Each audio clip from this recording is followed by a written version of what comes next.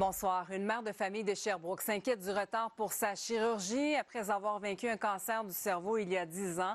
Roxane Baudet a appris l'an dernier qu'une nouvelle tumeur a été détectée, mais la femme de 33 ans n'a toujours pas de date pour se faire retirer cette masse.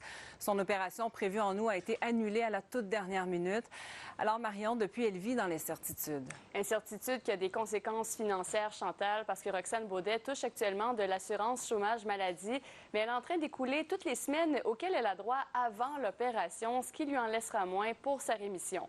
Mais au-delà de l'aspect financier, il y a les conséquences physiques. Elle a des migraines, elle est plus fatiguée, elle ne peut plus faire autant d'activités avec ses deux jeunes enfants. Donc Roxane Baudet veut d'abord et avant tout retrouver sa vie d'antan. Ça, c'est vraiment le livre que je lis à mes enfants, « Comment maman a tué le chef des pamplemousses ». Roxane Baudet a un pamplemousse au cerveau. C'est le nom qu'elle et ses enfants donnent à sa tumeur.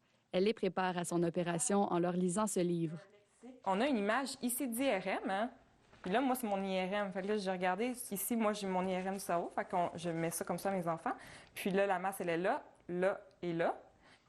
La femme de 33 ans n'a toujours pas de date pour se faire retirer cette masse. Son opération prévue en août a été annulée à la dernière minute. Depuis, elle vit dans l'incertitude.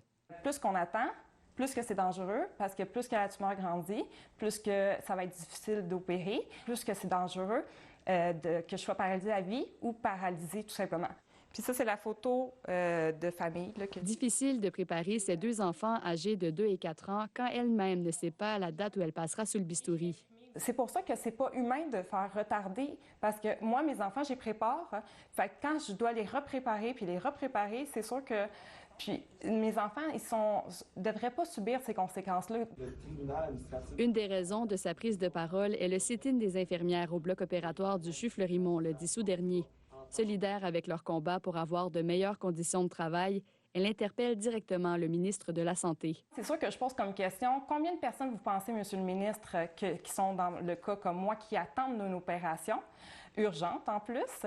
La réponse, 300 patients en Estrie attendent une neurochirurgie et un peu plus de 2000 au Québec.